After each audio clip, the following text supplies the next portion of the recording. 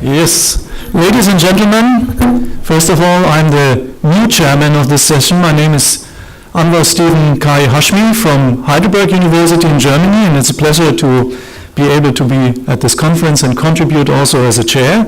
And now our first speaker, Amna Bashir Meyadi Ahmed, assistant professor in Sudan, giving a talk on toxicity. So we need to change the talk over here. Who can do this?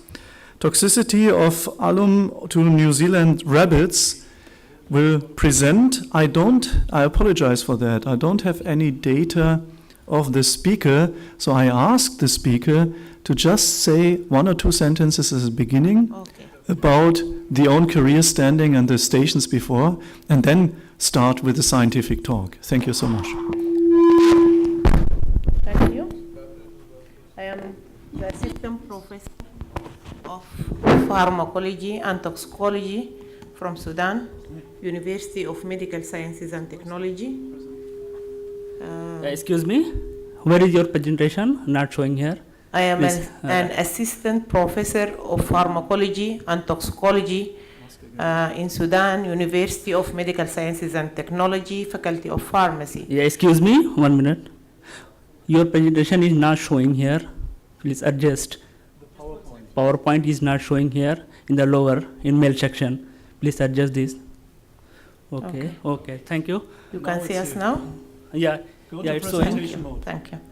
I'm from the Department of Pharmacology and Toxicology. Please switch to presentation mode. It's still in the normal mode. Okay. No, then just click the slide show from beginning. Yeah. Okay. There is a cursor in the up left hand side. Okay. Okay, now. Clear? Now you go. Everything is perfect. Thank you. Thank you. In Sudan, we have tried to show the acute toxicity of alum, which is used for the treatment of drinking water in Sudan since 1925. Okay. We tried to do the experiment on monogastric animal so as to simulate the experience.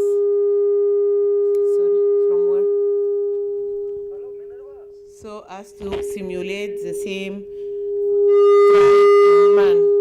What is this echo? So we purchased the New Zealand rabbits from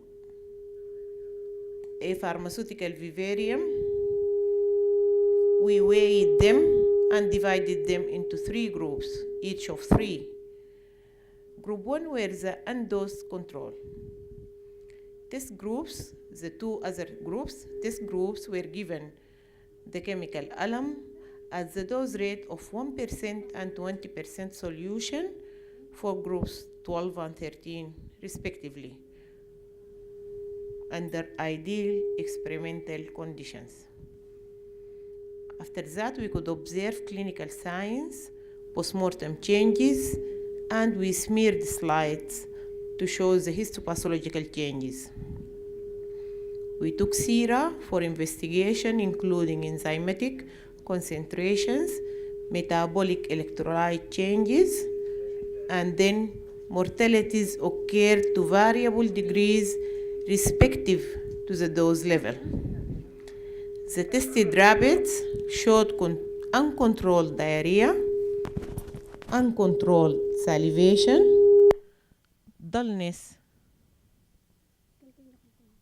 shivering, inappetence, and finally recumbency, depending on the severity of the dose. Then we took our alum for atomic absorption using specimen from lungs and liver. The lungs kept residual alum while livers washed it out. Oral dosing with alum caused, on the whole picture, congestion of livers with white spots, stiff greenish lung, and inflamed empty stomachs and intestines. The undosed group of the control group showed a normal picture on all. On histopathology, alum dose group of rabbits showed nephrocrosis in the cortex and middle of the kidney, emphysema in the lungs, and congestional necrosis of hepatocytes. At the end of the experiment, alum was considered toxic to New Zealand rabbits at all dose rates tried. On search, we could find it at alum, acute toxicity, drinking water, New Zealand rabbits in Midani et al. Why did we choose alum? Aluminium sulfate is very essential for man now living on Earth. It accounts to 7.9% of the Earth's crust by weight. It is naturally found in water, even if we didn't add it for treatment of drinking water. It was first used at the beginning of the 20th century as a water coagulant for color and turbidity removal, and as an integral part of the multi-barrier approach of drinking water treatment for the aim of protection from some life-threatening diseases. That would make water more palatable.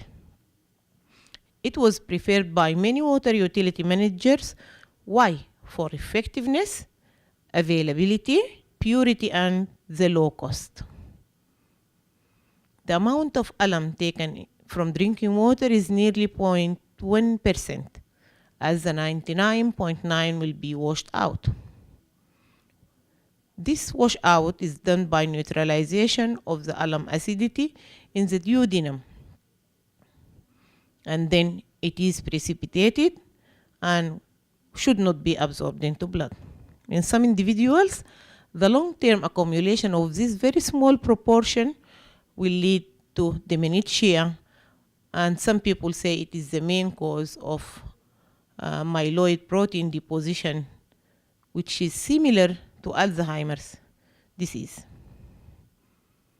Water companies should treat water with ferric sulfate rather than aluminum sulfate. In Toronto University, researchers in 1991 found that they could slow the rate of deterioration in Alzheimer's by treating patients with a drug that removes alum from their bodies. In another article with 250 footnotes recently published in the Journal of Orthomolecular Medicine, Foster cited on a study done in Ontario that 668 autopsy-verified Alzheimer brains showed an increased risk by factor of 25 in people drinking water treated with more than 100 microgram of aluminium. Foster, citing that Alzheimer is amongst the toughest diseases to investigate. Why? Because we needed to do them only on autopsy. What did we do? We prepared 9 5 to 7 months old mixed New Zealand rabbits. We purchased them and housed in cages within the vivarium of the Faculty of Veterinary Medicine, University of Khartoum. Animals were clinically healthy. We do some prophylaxis by using oxytetracycline and sulfamethazine for bacterial and coccidiosis infections. Ear tagging allowed us to differentiate between the 3 groups. Then we allowed an adaptation period of 2 weeks, giving them drinking water, untreated drinking water per case from the Nile ad libitum. Then we prepared our stock material by a dilution of alum of 1% and 20% dissolved in Nile water, while the control group were given Nile water untreated with anything. Parameters. We could observe clinical signs and mortality rate and record them in tabs. Then we took samples from lungs, intestines, livers, and kidney. Then we smeared them for histopathological observation. Then we took blood from the ear vein before the start of the experiment and thereafter at a 15-day interval for hematology. What enzymes were tested? We tried the ALP, AST, CK, GBT, and LDH. Then, for metabolite investigation, we could see cholesterol, creatinine, bilirubin, uric acid, urea, albumin, total protein, glucose, calcium, and then we shifted into electrolyte survey on phosphorus, iron, sodium, potassium. For hematological investigation, we could see the concentration of hemoglobin, PCV, RBCs, and WBCs counts. What methods? This work was conducted with the formal approval of the local animal care committee as the vicinity of the veterinary hospital, Faculty of Veterinary Medicine, University of Khartoum. For histological methods, the specimens were collected immediately after the death or slaughter and fixed in 10% formalin and stained them with H&E. For chemical investigations, we took blood from the ear vein before and after dosing with aluminum sulfate. Venous blood were centrifuged and then analyzed for LDH, GOT, ALB, CK, and the metabolite cholesterol, creatinine, total bilirubin, urea, total protein, and the electrolytes calcium, phosphorus, iron, and magnesium, using commercial kits, of course. Then, using a heme cytometer, we could count the red cells and the white cells, and we counted the PCV and the for hematological methods. How can we determine the residual amount of alum? We try to follow the atomic absorption way in lab. Then we prepare the sample with the known way using microwave accelerated reaction system. And then we use the statistical method for evaluation of the difference between the control group and the tested groups. As we said, we tried two concentration of alum. The concentration of 1% is the concentration used in Khartoum now. And we tried the 20% solution as a toxicological dose. We could see the clinical signs and mortality rate. New Zealand rabbits dosed with 1% alum showed inhabitants, nervous signs, and were finally recumbent. The mortality rate was totally 100%. On the slaughter day, all under test New Zealand rabbits were dead. A normal picture was the characteristic of group 1 of the control group. Postmortem changes, empty intestines, relevant to inhabitants observed, were the most prominent feature. Lungs were stiff, and there were white foci deposited of alum on intestines and liver. A normal scene was observed in the control group. On histopathology, edema and emphysema were obvious in the lung. Intestines suffered from catarrhal inflammation, and the livers showed generalized necrosis and lymphocyte infiltration. Also, a normal organ picture was clear in the control group. This is a catarrhal inflammation of the intestines of rabbits dosed with 1% alum. As for the group given 20% alum in drinking water, the clinical signs were again uncontrolled diarrhea, uncontrolled salivation, dullness, shivering, inhabitants, and recumbence. The mortality rate was also 100%. No abnormalities was seen on the control group. This is the recumbent New Zealand rabbits intoxicated with 20% alum. On postmortem, intestines and livers were spotted with white foci, and lungs were stiff and greenish, with normal picture of the control group. On smearing slides from different organs for New Zealand rabbits dosed with 20% alum, lung sections showed emphysema. The intestines were edematous with catarrhal inflammation. Hearts were necrotic, spleens congested, and the liver showed degenerative necrosis and lymphocyte infiltration. This is the liver.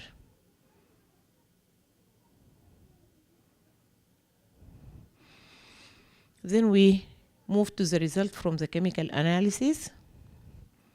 This here is a control group for different group of enzymes tested.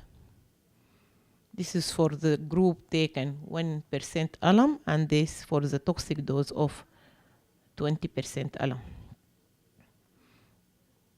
ALP decreased with dose starting here, decreasing.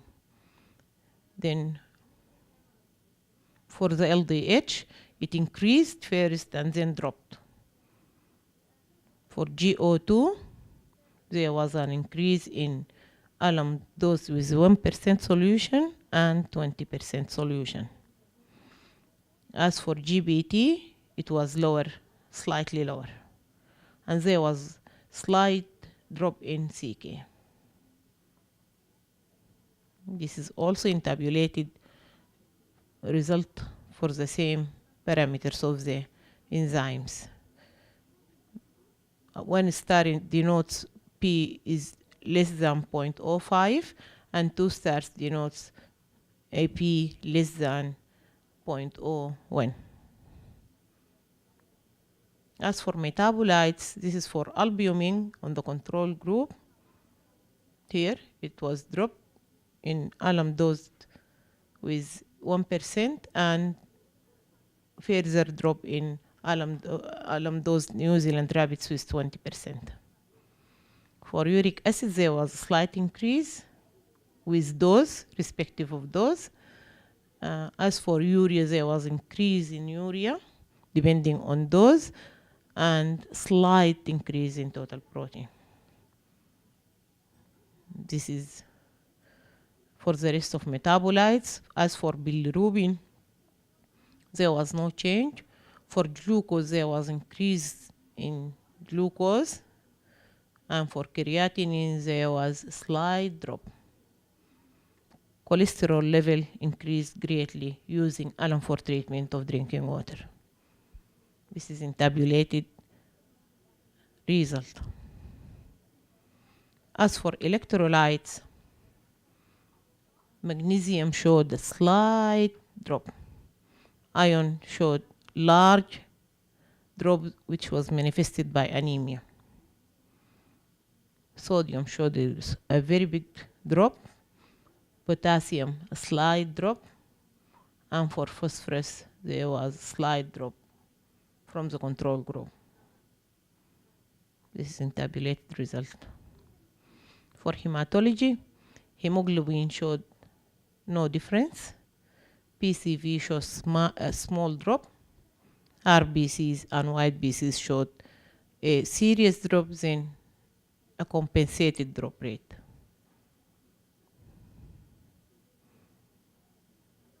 On atomic absorption, you see here we took lung sample and liver sample at day 5 and 9. the liver kept residual alum at the concentration rate seen here, while livers washed alum out.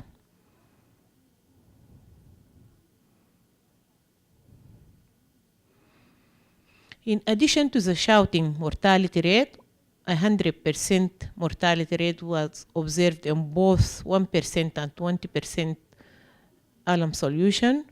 All alum dosed rabbits to varying extent with the dose rate showed inhabitants, uncontrolled diarrhea and salivation, which led to empty intestines.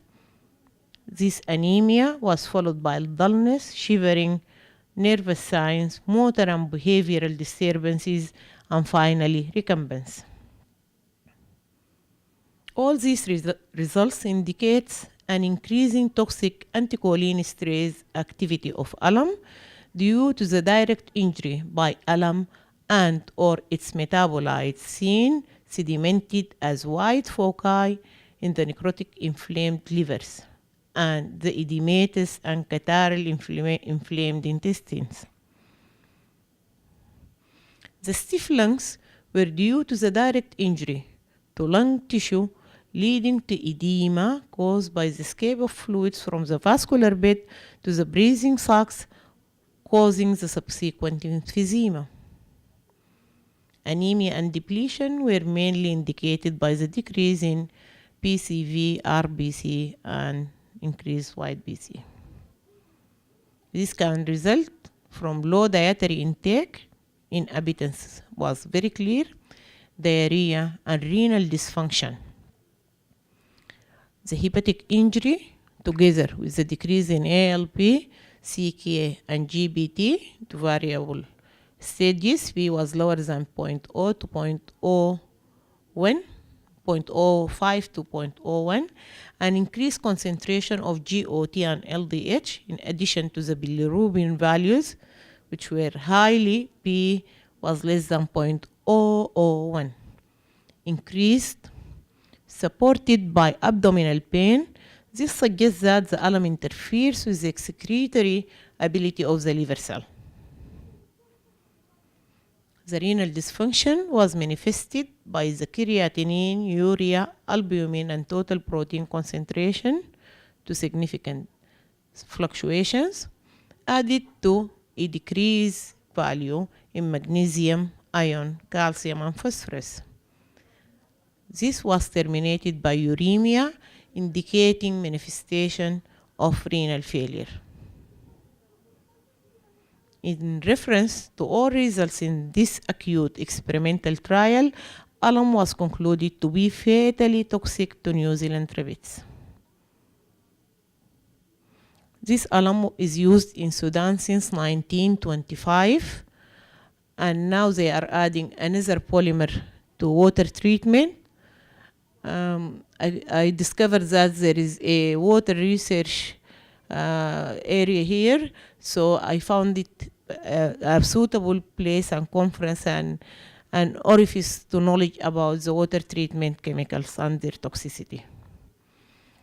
My thanks are given to Dr. Qusay Hussein Abdel Samad for his laboratory assistance for these accurate results, Dr. Al-Wasila Mukhtar for his efforts doing statistics, and my gratitude and thanks are extended to all the digital network staff in the University of Medical Sciences and Technology, Faculty of Pharmacy, Khartoum, Sudan. Thank you, and awaiting questions.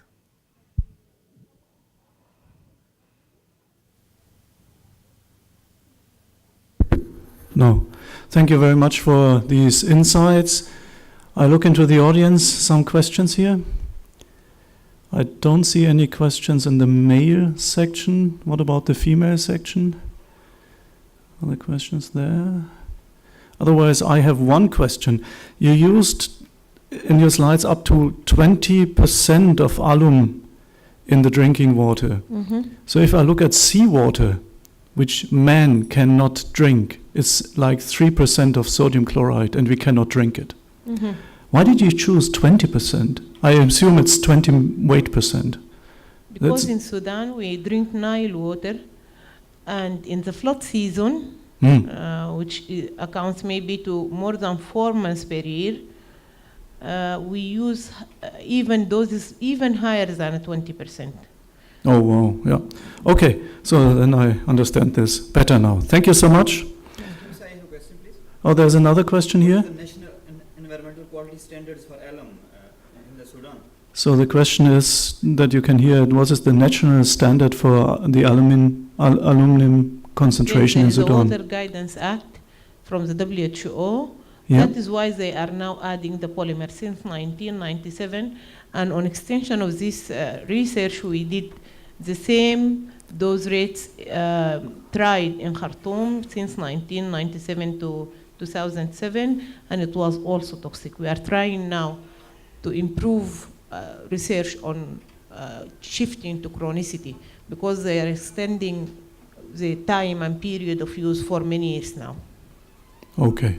So there is any difference between WHO guideline values I cannot hear you. and the national values of the Sudan? The question is whether there's a difference between the WHO values and the national values, maximum aluminum concentration. Yes, there is, definitely there is. So the answer is there's a difference. Okay, thank you very much. I think we have to stop here due to time restraints.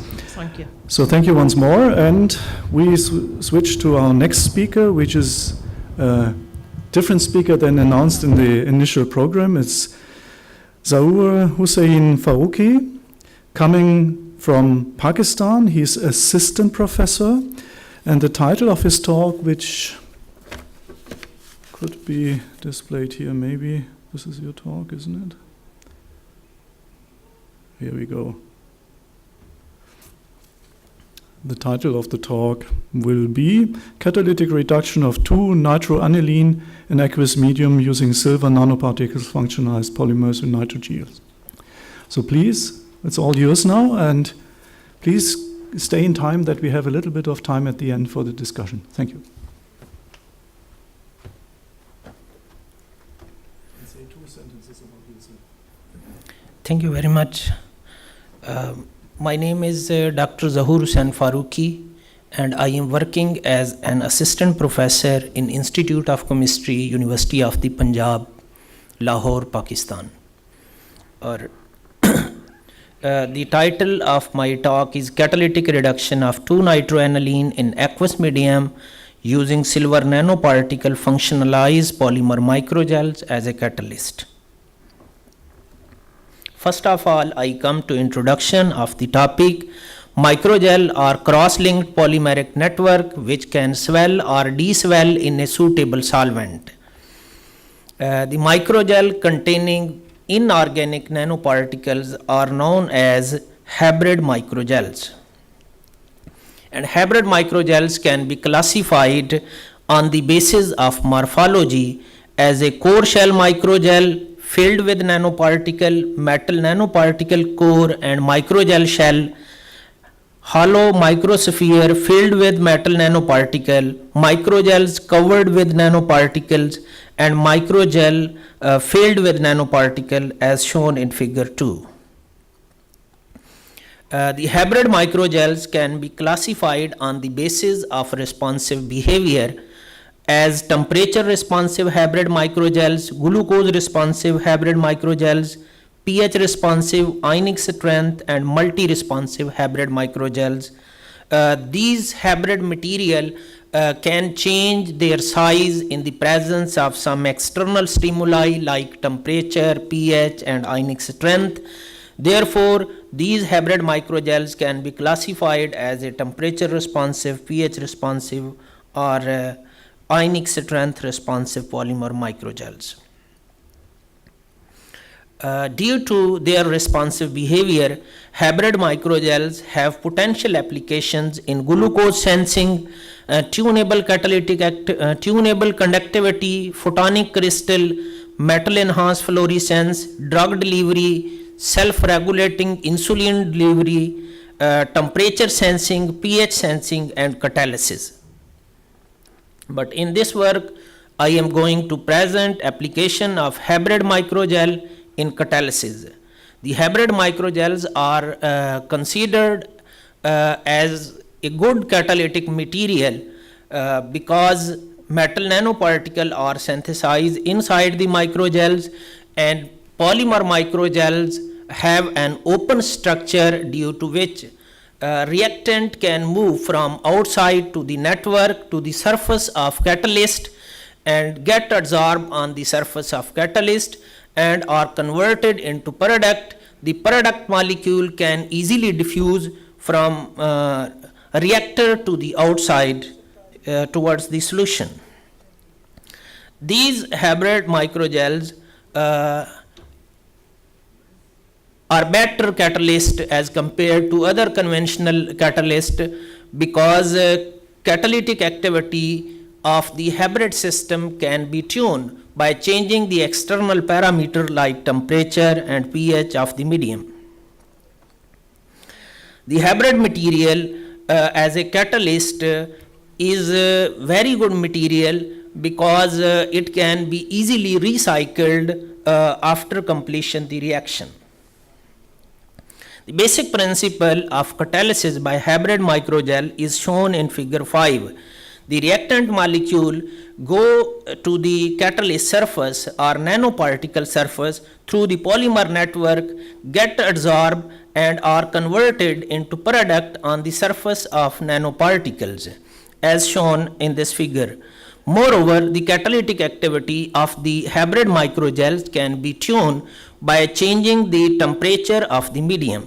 For example, on increasing the temperature, the hybrid microgels can deswell and the diffusion of reactant from outside to the catalyst surface is reduced, as a result of which catalytic activity of the hybrid system is reduced. We synthesize polymer microgels using N-isopropyl methacrylamide as a main monomer and methacrylic acid as a comonomer and N-methylene bisacrylamide as a cross-linker and sodium dodecyl sulfate as an emulsifier for the preparation of copolymer microgels. The free radical precipitation polymerization method was used for the fabrication of monodisperse polymer microgel particles. All reactant were dissolved in water at room temperature and the reaction mixture was heated up to 70 degrees centigrade. The APS solution was used as an initiator to initiate the polymerization. The product was purified by dialysis using porous membrane. The polymer microgels fabricated in this method were used as microreactor to synthesize silver nanoparticle. The basic principle behind this method is shown in figure 6. The reactant or monomer was polymerized in the presence of sodium dodecyl sulfate at 70 degrees centigrade using APS as initiator. The polymer microgels are pH sensitive and size of the hybrid microgels or polymer microgels can be tuned by changing the pH or temperature of the medium. For example, in this case, carboxylic acid groups of methacrylic acid are incorporated inside the network. When we increase the pH of the medium, the carboxylic acid groups present inside the network get deprotonated, and due to electrostatic repulsion between these groups, size of the polymer microgels can be increased. Moreover, at high pH, silver ions can be incorporated inside the microgels due to electrostatic repulsion between carboxylic acid groups and silver ions as shown in this figure. And these silver ions can be reduced inside the network using reducing agent like sodium borohydride. The silver silver ions are reduced into silver atoms and silver atom aggregate together to form metal nanoparticle. These metal nanoparticles are entrapped inside the network, and by this method we can stabilize these silver nanoparticles inside the network, and this hybrid system or hybrid polymer microgel system can be used as a catalyst for reduction of various organic compounds. So we synthesize silver nanoparticle inside the polymer microgels, and hybrid system was characterized using UV visible spectroscopy, transmission electron microscopy, FTIR spectroscopy, and dynamic light scattering. The UV visible spectra of pure microgels and hybrid microgels containing silver nanoparticle is shown in figure 7. The pure microgel does not have any peak in the UV visible region, but the hybrid microgel has a single peak in UV visible region, which indicate the formation of silver nanoparticle inside the network. The hybrid microgel system can be stabilized for the long time as shown in figure 8. We scan UV visible spectra of the hybrid microgels at different time interval, for example 3 days, 14 days and 21 days. No shift in lambda SPR as well as in absorbance at lambda SPR was observed, which indicate that the hybrid microgels or silver nanoparticle fabricated inside the microgels are stable for the long period. This system has a potential to be used as a sensor, because when we increase the pH of the medium, the hydrodynamic radius of the polymer microgel increases, and due to this change in hydrodynamic radius, the value of lambda SPR can be tuned as shown in figure 9. Moreover, it was noted the hybrid microgels are stable at high pH of the medium, but it becomes unstable at low pH of the medium as shown in figure 10. The FTIR spectra of the pure microgels and hybrid microgel is shown in figure 11.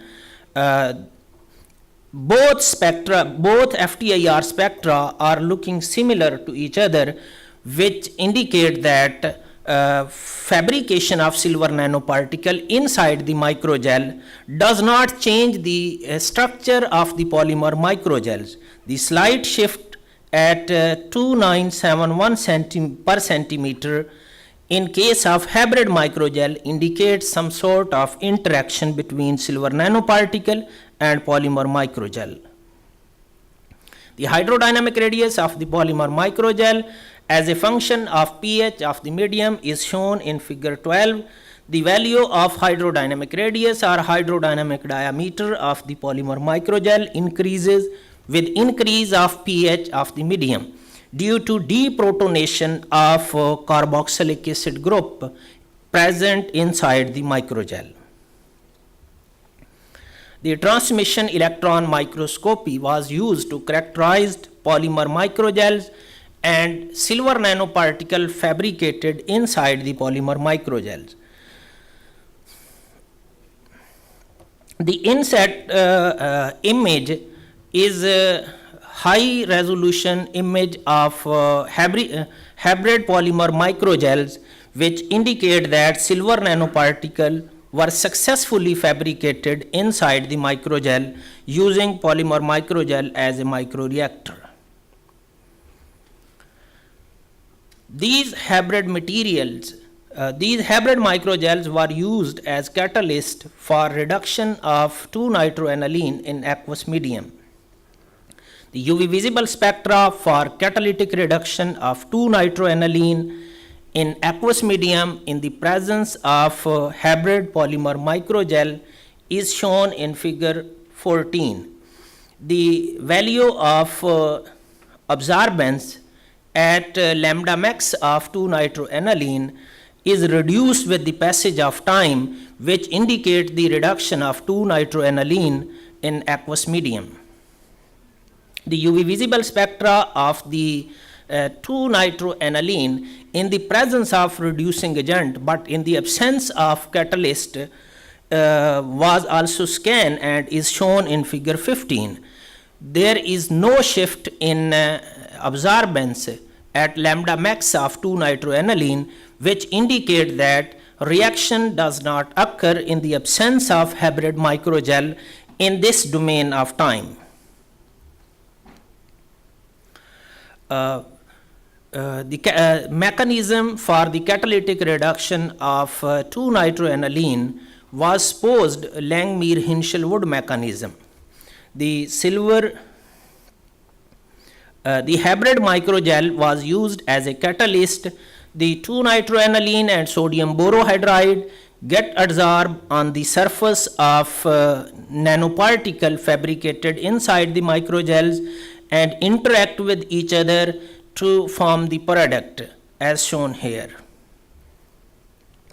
We also investigated the concentration of catalyst, sodium borohydride and 2-nitroaniline effect on the value of rate of reaction or rate constant of the reaction.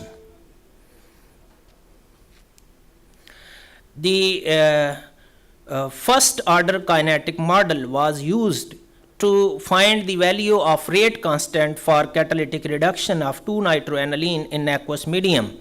Log of absorbance at any time to the absorbance at t is equal to 0 as a function of time is shown in figure 17a. It can be seen from the figure the value of dependent variable does not change with the passage of time up to a certain value of time, but the log of at over a naught decreases linearly with increase of time as shown in figure A. The decreasing or variable region of log of at as a function at over a naught as a function of t was used for determination of the value of rate constant as shown in figure B. The value of rate constant as a function of hybrid microgel dose is shown in figure C. It can be seen the value of apparent rate constant increases with increase of catalyst dose. The catalytic reduction of 2-nitroaniline in the presence of different concentration of sodium borohydride was carried out, and the value of apparent rate constant was determined using the kinetic first order model, and the value of apparent rate constant as a function of concentration of sodium borohydride is shown in figure 18b. It can be seen from the figure the value of apparent rate constant increases with increase of concentration of sodium borohydride. After getting a maximum value of apparent rate constant, the value of apparent rate constant decreases with increase of concentration of sodium borohydride. This data support the Langmuir-Hinshelwood mechanism of catalytic reduction of 2-nitroaniline in aqueous medium. Moreover, we also investigated the catalytic reduction of 2-nitroaniline using different concentration of 2-nitroaniline, keeping all other parameter constant. The figure 9b indicate that the value of apparent rate constant does not change with change of concentration of 2-nitroaniline. We can conclude that silver nanoparticles were successfully fabricated in multi-responsive polymer microgel by in situ reduction method. The value of hydrodynamic radius of microgel was increased with increase of pH of the medium. The lambda SPR of silver nanoparticle was found to be redshifted with increase of pH, which provide the basis for pH sensing.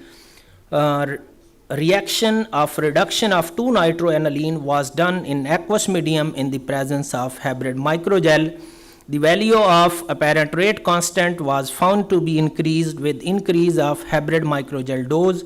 Value of apparent rate constant is independent of concentration of 2-nitroaniline. The reduction reaction followed the Langmuir-Hinshelwood mechanism. The system has a potential to be used as catalyst for other organic reaction. Thank you.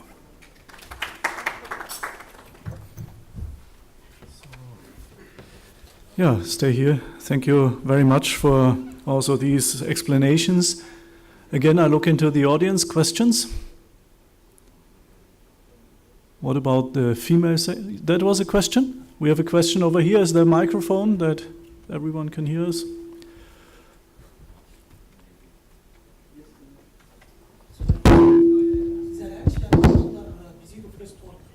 Coming. Just a second, because otherwise no one else. السلام عليكم. بالنسبة للرياكشن أندر بيزيدو فيرست أوردر independent on concentration of nitroaniline. This effect not clear in the slide of presentation. Another question, how to calculate the rate constant from absorbance time curve? The curvature is not straight line. Linearity is very weak. Thank you.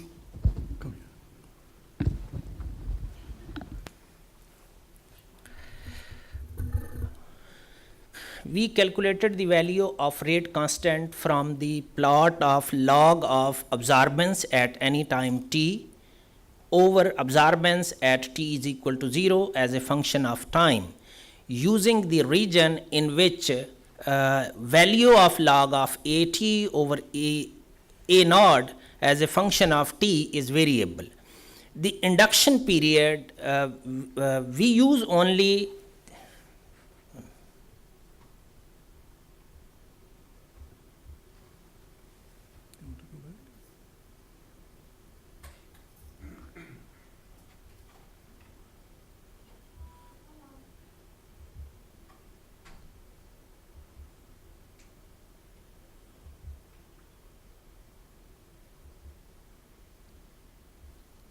Here we go.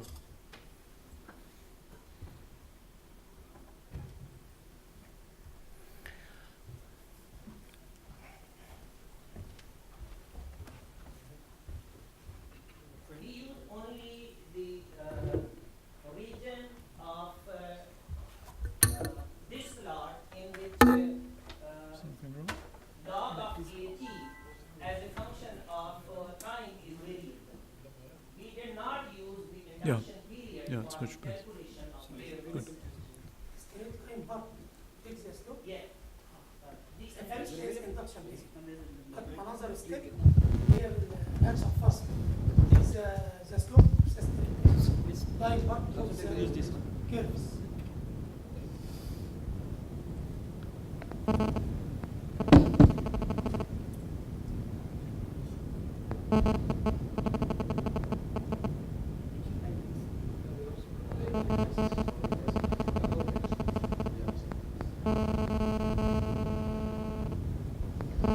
the value of log of at over a naught does not change with the change of time up to a certain period. This region was not used for determination of rate constant. We use only this region for determination of rate constant as shown here. The induction period is due to diffusion of reactant towards the catalyst surface take some time. It may be due to formation of oxide layer on the surface of silver nanoparticle. So we does not use this region for calculation of rate constant. We use only this region for determination of rate constant, and the slope of this plot was used for determination of K. I think this is clear. There was another question over here. I'm an organic chemist, not physical chemist. So, did you use the sodium borohydride to produce the silver nanoparticle inside the polymer? Yeah. So it is a reaction between silver nitrate and sodium borohydride Yeah. within the polymer matrix, Yeah. right? Good. Then, Do you know that that the reaction is diffusion rate controlled? Because it has a diffusion from the Yeah. solution matrix to the polymer, and after that, coming out the products. And the substrate is 2-nitroaniline. 2-nitroaniline. 2-nitroaniline. It is not soluble in water. How come that it can be go inside the polymer matrix, as the hydrogel is working only on the base of water absorption? And so the matrix will go swollen, and have the reactant all together. How could you overcome this problem? The diffusion. Did you get what I mean? To help a little bit, what was your solvent? It was water, I think. We use water as a solvent. Only as a water. medium, only water. Mm. And at high pH, the 2-nitroaniline can be dissolved in water, but up to very low concentration. And we use very low concentration as But very low, yeah, especially if with pH higher than 7. yeah. And if it is under 7, then it is acidic medium to help dissolving through the formation of ammonium salt. Ammonium salt is not reactive toward the reduction process. So if you get more solubility, you get more substrate inside the polymer, you get weaker or slower reaction because it is not available for the electrons on the nitrogen atoms as a mechanism. Leave this point aside. I see here this. With respect to time, I ask you for a very focused question 1 and minute. one focused answer. Yes, just 1 minute. I see this relationship in figure 17C is not straight. It is better to be not straight, not linear regression. It is normal for all the people who are working in the fields that use linear regression, but actually it is not linear regression. It has an increase, and after that it goes to a plateau, and it is After logic. some time, it may become constant. But I see the points. If you connect the points as a straight line, you have some deviation. But if you connect it as a curve, it will go, and it can be explained with a logic way. Thank you. Thank you. Okay, so one quick question, the female section, any questions? I don't get a response from there, so thank you so much. Now the next speaker would be Mohamed Abdul Qadir. Is he here? Yes. Yes, great. Have you uploaded your talk already, or? No, so we have to do this. This is the memory stick. Almost there. So he is professor in Pakistan. And the talk will be about synthesis, characterization, and antimicrobial studies of novel sulfonamides derived through creatine, 2-aminopyridine, and methylaniline. And again, I don't have any specialized data about the speaker, so if at the beginning you say a sentence or two about your own career. Maybe you can say a few words about your career already. Come over here while they are installing your talk.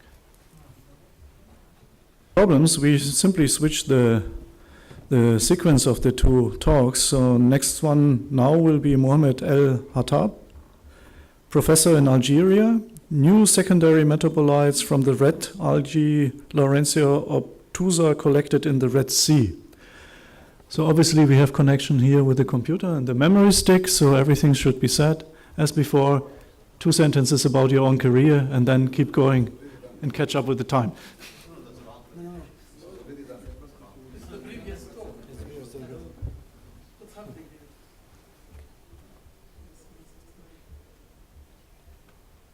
This one.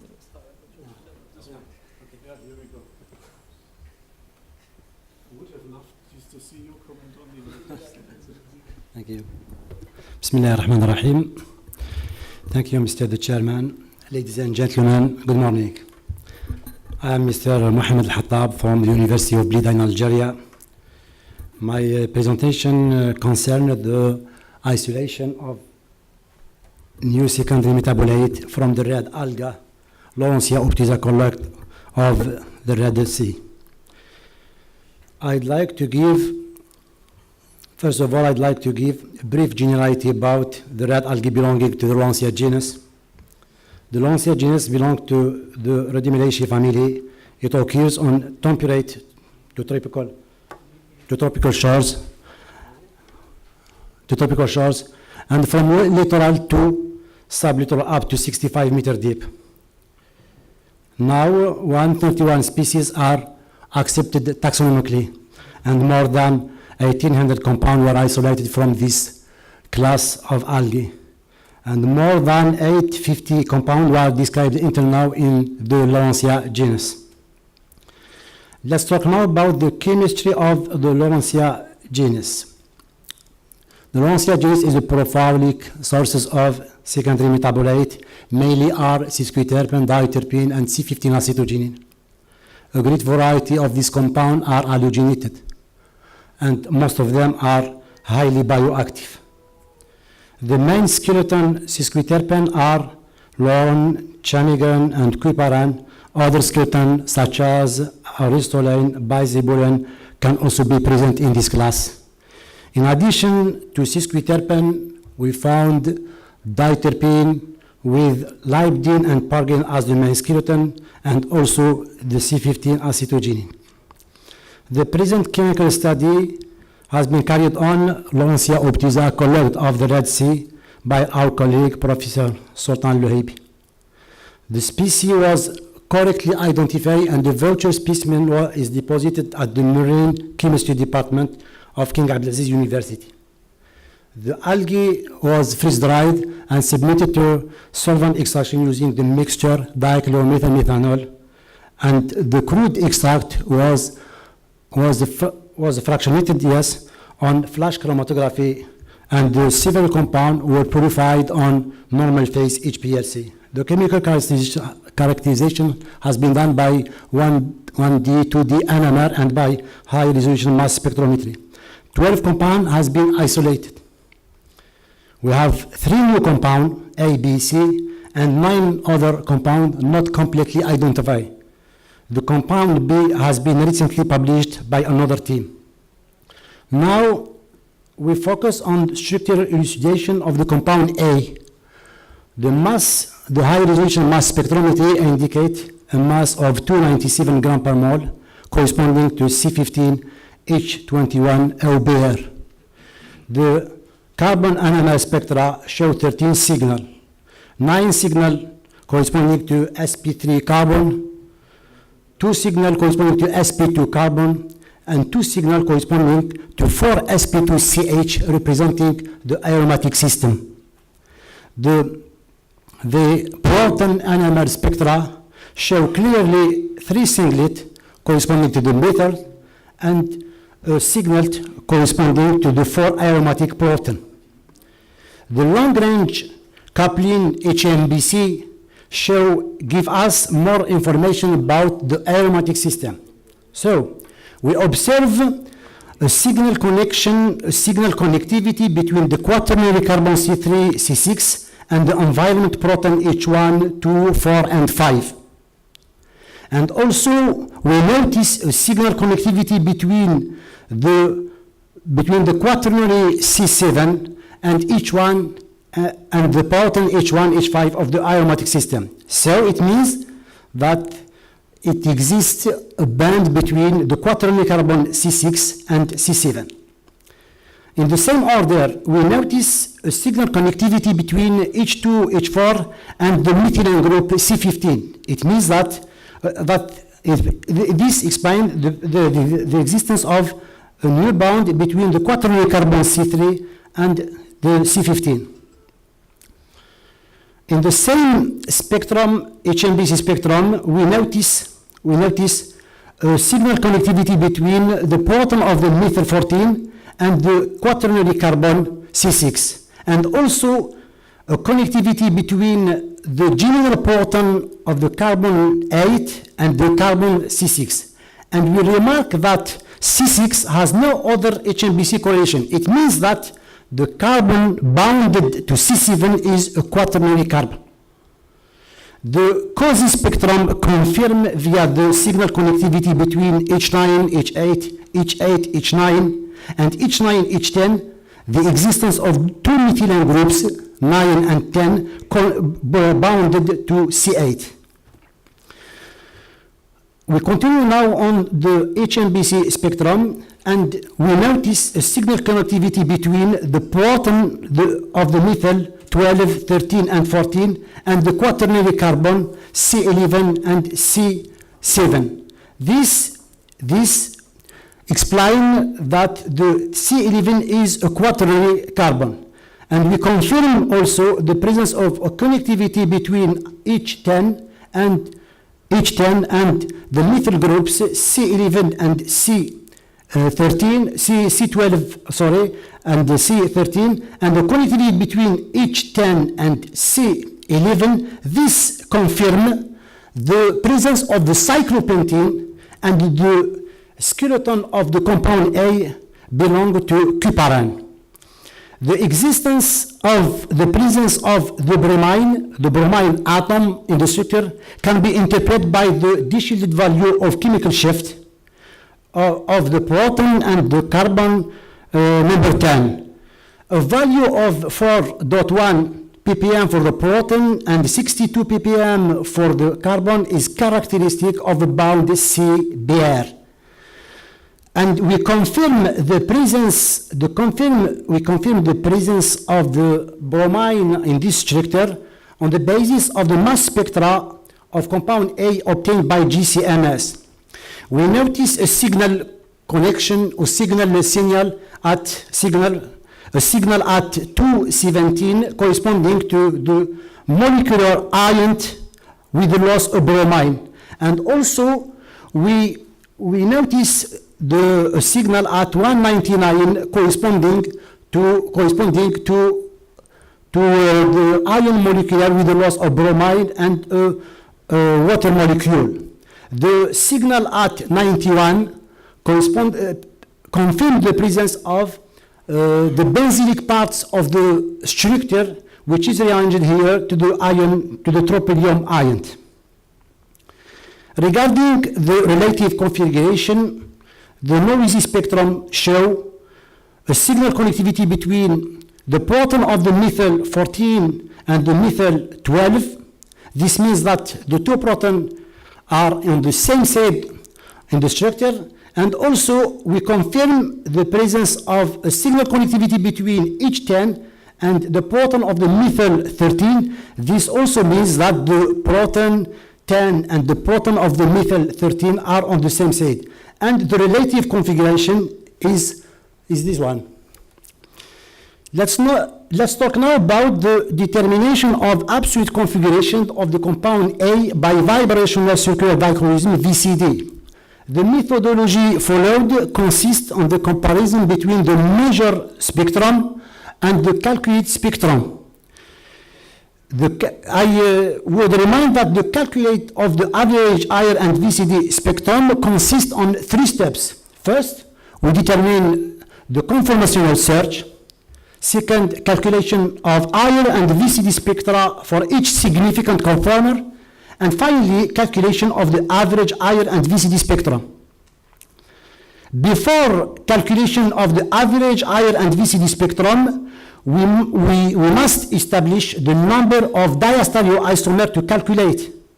So I would remind that the VCD spectra of two enantiomers are opposite to each other. So for 2 chiral carbon, we have 4 diastereoisomers and 2 pair of enantiomers. So the calculated VCD spectra can be done only for 2 diastereoisomers, and the other 2 can be deduced. In our case, we calculate the VCD and IR spectra for 7R, 10R, and 7R, 10S. Here are the experimental FTIR spectra of the compound A obtained on ATR. And in this slide, I show the comparison of the calculated spectra for the calculate higher spectra of the conformal 7R10S and 7R10R. And we observe a very small difference between the two spectra. In this case, it's very, very difficult to deduce the absolute configuration on the basis of higher spectra because you have any difference between the two spectra.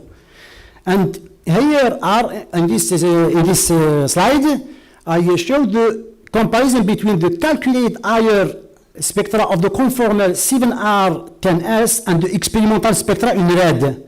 And we observe also that the calculated spectra represent correctly the experimental spectra, especially in the region 800 centimeter Mersenne and 1300 centimeters. The same constatation has been done for the second conformer 7R10R.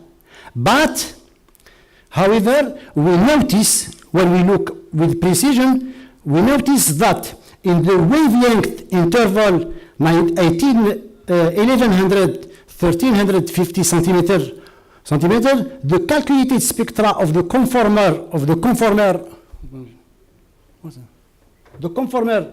7R10S represent correctly the experimental spectra.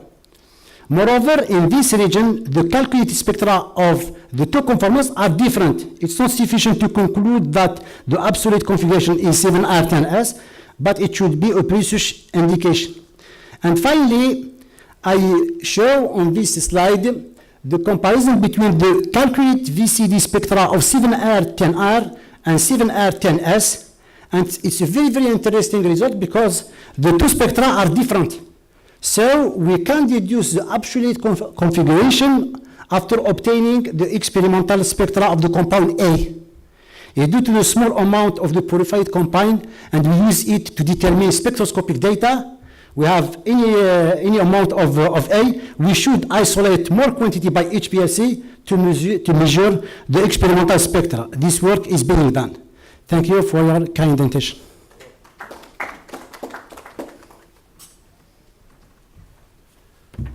Very good. That was an excellent overview over that structure assignment, which is very complicated.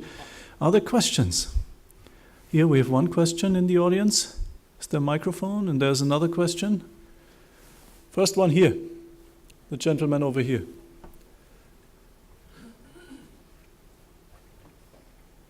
Activate the microphone. Yeah. Here we go. Other questions? Should be on. Just is it on? Oh, yes, it's on. You. Well, brother, it's a very good job. I want to know, you have made use of only one combination of solvents, DCM and methanol in 1:1 ratio. You have applied this combination for extraction. Isn't it? Okay, yeah. Why not other combinations? You know, by changing the ratios between solvents, we are getting to extract different fractions and different products.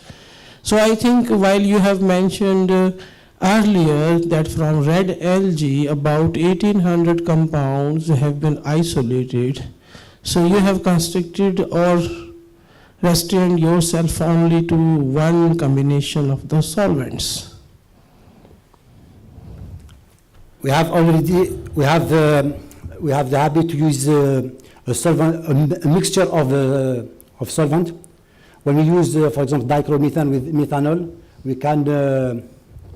can obtain an exhaustive extract. You know, but because the aim of the study is not to change, for example, the nature of solvent with the nature of extract. It's not the aim.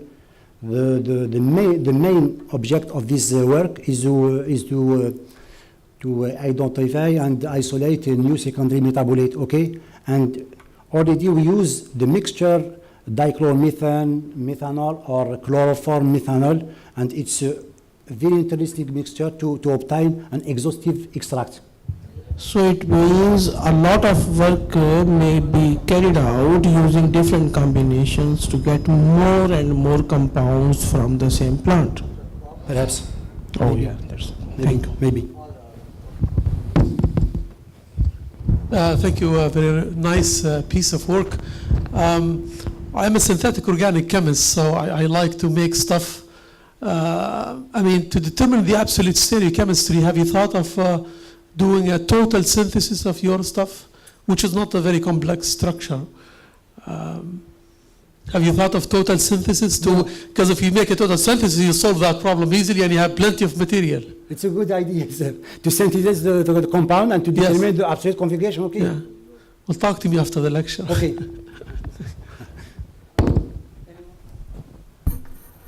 I don't see any other questions in the male section. Is there any question in the female section? Seemingly not the case. So, thank you very much for these insights. And I think now we try the second run. Muhammad, Abdul Qadir, you're ready? So my talk is the characterization and antimicrobial studies of novel sulfonamides derived through keratin and for 2-amino pyridine and methylalanine. We have prepared some novel sulfonamide, and I am Professor Dr. Muhammad Abdul Qadir from Institute of Chemistry, University of Punjab, Pakistan. You know, the sulfonamide SO2NH is the main drug component, because it have biological activities such like that of the anti-tumor, antibacterial, carbonyl dehydrase inhibitor, antifungal, like that. Okay. Yes, as you know, the sulfonamides inhibit the production of folic acid. Our body cannot synthesize folic acid. We obtain folic acid through vegetation and by other means, and there are some bacteria, which pathogenic bacteria and fungus which itself produce folic acid by utilizing DHPS enzymes, and these sulfonamides inhibits the activity of the enzymes, and so the bacteria could not get the folic acid production, and that is why it gets killed, something like that. Okay.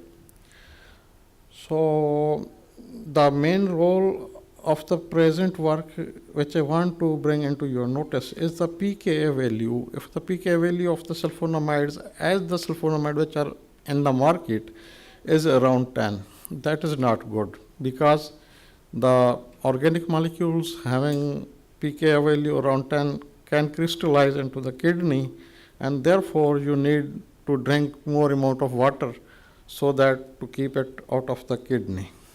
So we have tried to attempt to make such sulfonamides who have pKa value below 10 and have antimicrobial activities. So the present work deals with the designing of the sulfonamides with the lower pKa value. The compounds having pyridine and amide functional groups exhibit excellent antifungal and bacterial activities, and contains NH2 group. We have coupled with this NH2 group to that of benzene sulfonyl chloride and toluene sulfonyl chloride, and compare their pKa value and their antimicrobial activity. And you may see here there is a paper which is published in 2005 which deals all this stuff, characterization, and you may get some more information. Okay, this is the basic journal schematic diagram which we have performed. Okay, this is the general reaction mechanism. We have synthesized amidine sulfonamides. There are 5 derivatives, and these are our products. As you know, the product 3, B exhibit the pKa value of 10.5, and its zone of inhibition was 32 millimeter at a concentration of 160 microgram per liter, and the minimum inhibitory concentration was found at 40 microgram per ml, while that of the ciprofloxacin, which was a reference drug, it exhibits minimum inhibition for this pathogen at a concentration of 0.5 microgram per liter, while sulfamethasone, which is well-known sulfur drug, it did not exhibit, it is not biologically active against this pathogen. When we attach the second methyl sulfonyl chloride substitution, the activity against E. coli was 28 millimeter at the concentration of 160 microgram, while the minimum inhibition concentration was 80 microgram per liter. Again, the ciprofloxacin concentration was too much low. It was that of 0.5 microgram per ml, and sulfamethasone, again this pathogen activity was 40 microgram per ml. The second, we use benzene sulfonyl chlorides for the reaction, and we again get 5 types of the products.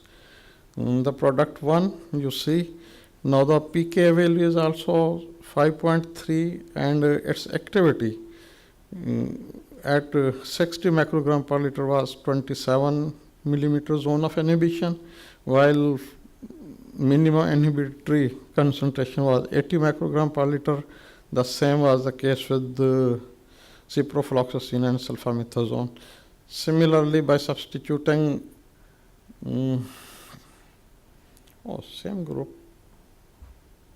Okay, I think there's some, no, there is one methyl group, okay.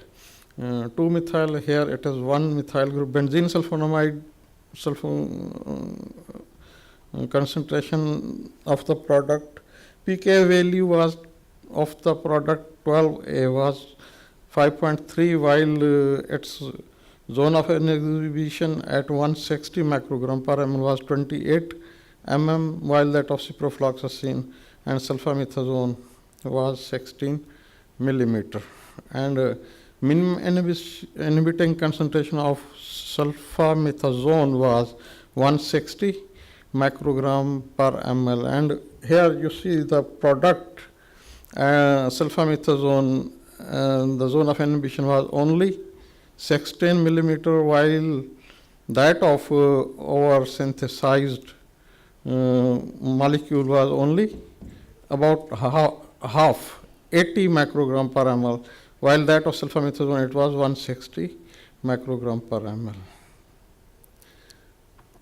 And there is another product derived from this molecule, 9A and 9B.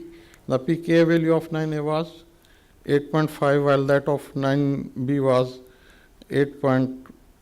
Similar to that. Okay.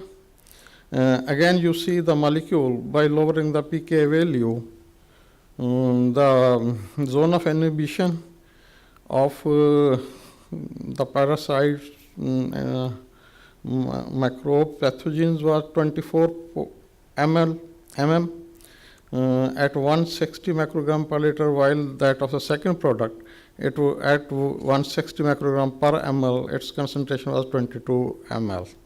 And similarly, if you compare the activity to that of the standard itraconazole, its concentration was 160 microgram per ml. It is also more than 50% biologically active. Similarly, the product 9B, pK value was 8.5, and to that of the 10A, its pK value was 8.5, similar. Okay. So 10B exhibit a pK value of 5.3. Zone of inhibition was about 24, similar to itraconazole. The next series was for the synthesis of other compounds. Okay, I'm going fast a little bit. The product 15A exhibit the pK value of 5, while that of 15B exhibits the value of 4.8. Again, you may compare it to when we compare the activity minimum inhibition. The activity of the new compound was 12B was almost 50% more active than that of sulfamethoxole, while the concentration was ciprofloxacin, it was below too much, 0.5 microgram per ml. So this is the situation for the next products. Here you may see. Okay.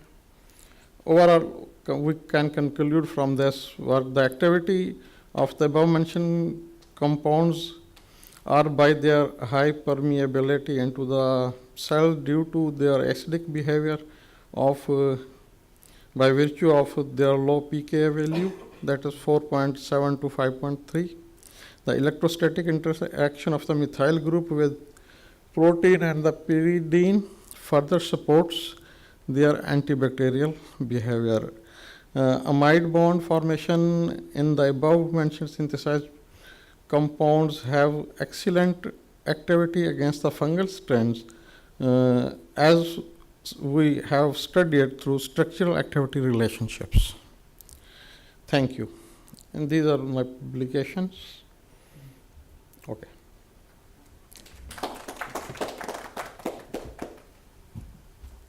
Yeah, an easily accessible substance class which has fascinating compounds. Yeah, easy access is something which is very important. Very complicated molecules sometimes are not so used.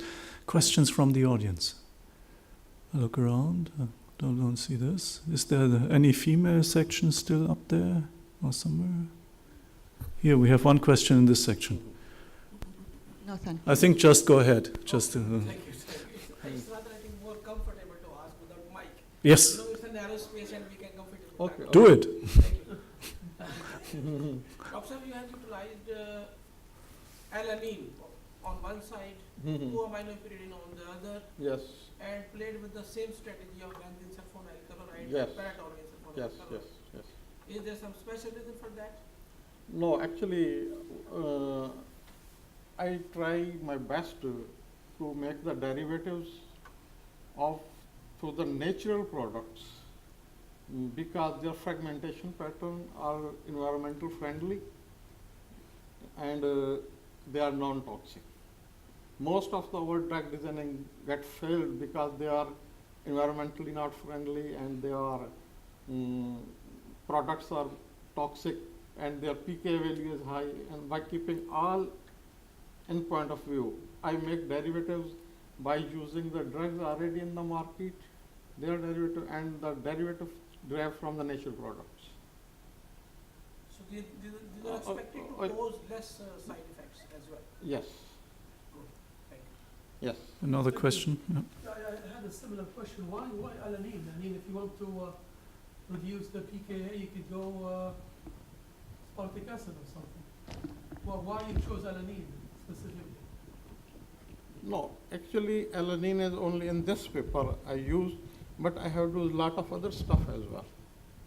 I have more than 200 biologically active molecules, highly biologically active molecules, derived by using different medicines and their Okay. derivatives through sulfonamides. So we can And say it was similarly, alanine other due to the natural time products, restrictions. Yeah. Carotene is a natural product. Similarly, other natural products derivatives, so that they should be environmental friendly. Okay. Thank you very much. Thank you. Okay. I don't see any further questions. So I'm very happy that we could close this session with having everyone deliver his talk. So thank you so much, and thank you for your patience. That was brave of you. I really appreciate that.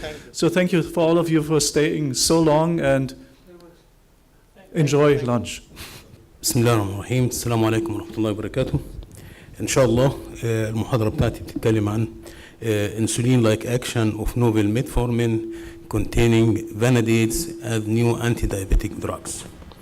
As we know, insulin is a hormone made by the pancreas that allow your body to use sugar, glucose from carbohydrates in the food that we eat for energy or to store glucose for future use. Also, we know that insulin helps keeps your blood sugar level from getting too high, hyperglycemia, or too low, it means hypoglycemia. As we know, diabetes type 1 and type 2. Type 1 it's insulin dependent. Cells that produce insulin are destroyed. While as for type 2, blood glucose level rise due to lack of insulin production, and also insulin is insufficient for his action. Our target, our outline of our work is how to mimic the peptide hormone insulin action, how to make mimicking.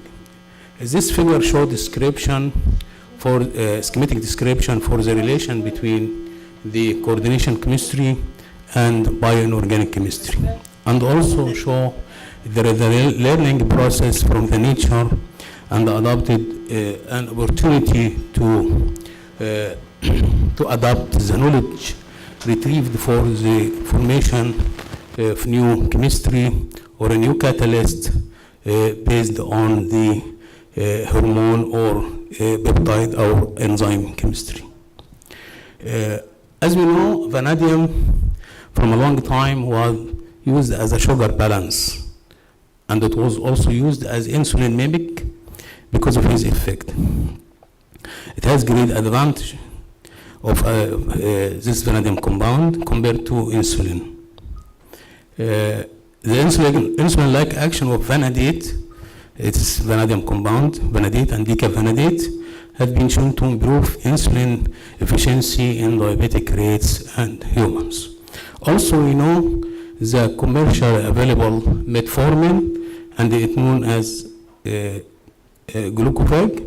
This is oral hypoglycemic agent for treatment of type 2 diabetes, and also significantly accelerates glucose removal, thereby reduces hyperglycemia, and also improve insulin ability to move glucose into cell. Our target, as we know, oral ingestion of some vanadium compounds is known to enhance living cell ability to consume glucose. But for vanadium compounds, prolonged usage of such drugs leads to vanadium poisoning. This is vanadium compound. Hence, there are currently no commercially available vanadium in this day, and nowadays there is no commercially available vanadium compounds for treating hyperglycemia in diabetes. Our goal, or the strategy, the design strategy to get or to mimic the hormone peptide insulin requires collaboration between biological and material science. So our goal among many bioinorganic chemists is to create and commercially develop stable, non-toxic, orally administered vanadium-based drug for treating hyperglycemia. As we know, vanadate, or the biochemists know, vanadate has a low molecular weight compared to the peptide hormone insulin. And also it mimics the phosphate ion, which required for rapid action of insulin in the living cell. Our work, or the present work, involves creating or developing a new drug. I mean, a combination of metformin, the known drug, and vanadate in just one dose. So instead only metformin, so we will use a new combination of metformin and vanadate, or metformin and decavanadate in synergistically effective dose as a novel insulin mimics. These compounds, or these new combinations, will synthesize, first you design, synthesize, and full characterization of this compound. After getting these compounds, we will investigate, we will apply this compound for checking the lowering of glucose in the blood or in the plasma. First, we could obtain first combination between metformin as the known drug for hyperglycemia and vanadate. The compound obtained by the reaction or by refluxing metformin hydrochloride and vanadium sulfate at pH 9 in aqueous medium. After refluxing for around 4 hours, we could get very nice crystals, these gray crystals. These crystals were first characterized by infrared spectroscopy. As we see, the infrared spectrum showed the two types of vanadium compounds, the tetrahedral form and the square pyramid. That means there is a mixture of vanadium tetravalent and vanadium pentavalent. And this was a good indication for the formation of the vanadate compound combined with the metformin. Also, the good or the most effective frequency for the cationic or protonated metformin, which is found between 1,100 till 1,600. And also, the presence of water molecules was indicated by the frequency of the hydroxyl group at around 3,000 centimeter minus 1. After characterization, first characterization by infrared spectroscopy, we could characterize the compound also by NMR technique, NMR spectrophotometer, proton NMR, and carbon-13 NMR. As we see, for proton NMR, we found two significant peaks, signal peaks. The first one was related to the first one is the two methyl groups. There is two methyl groups around 2.9, and the other broad peak is related to the two amino groups. One is the neutral and the other is protonated amino group, and this is indication for the presence of the metformin moiety in the compound. The carbon-13 also showed two sharp peaks. The first one at around 39 ppm, and it was related to the two methyl group, and the sharp one around two signal around 158 and 159, and these are related to the two guanylyl carbons in the metformin, cationic metformin. After characterization by proton carbon-13, we could successfully get X-ray structure for this compound. And as we see, the structure show the vanadate is V2O6.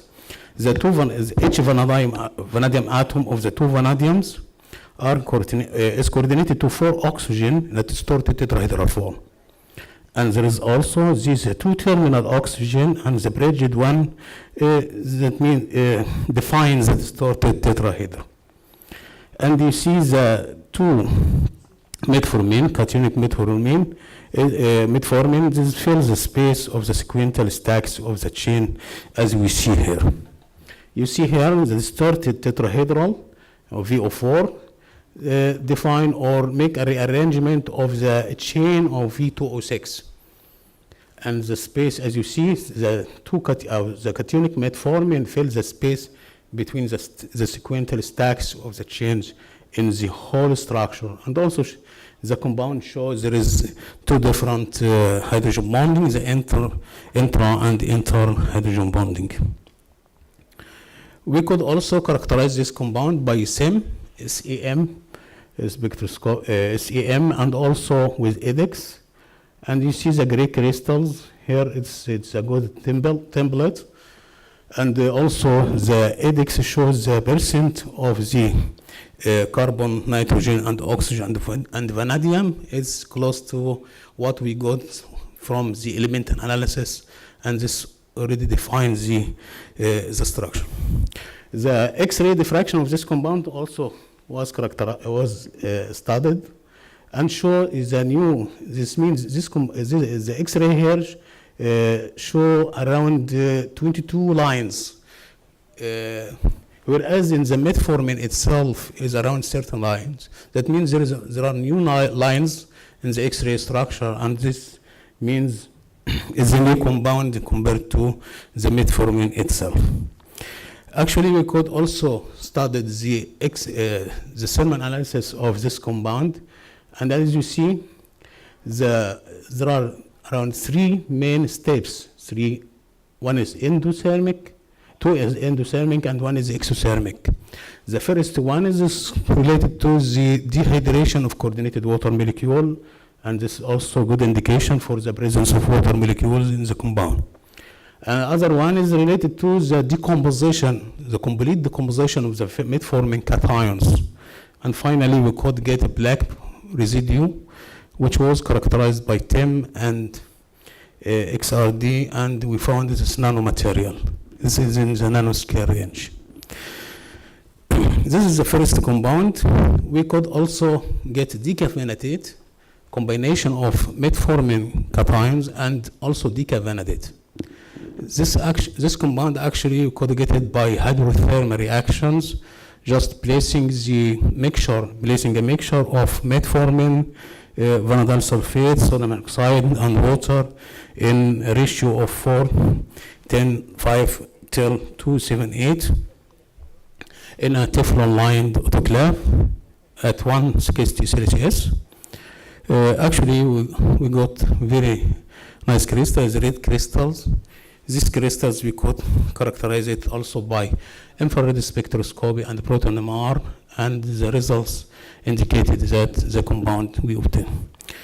After then, also we could characterize this compound by thermal analysis, and the results also indicated the presence of water molecules, around 8 water molecules. This is water of hydration, not coordinated water, and also the decomposition, also 2 endothermic peak and 1 exothermic. The first 2 one is related to water molecule, the hydration of water molecules.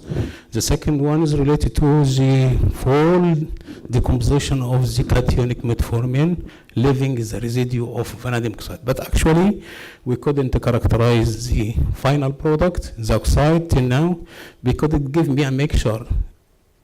As you know, for XRD from the lines, you can decide which type of oxide you fall.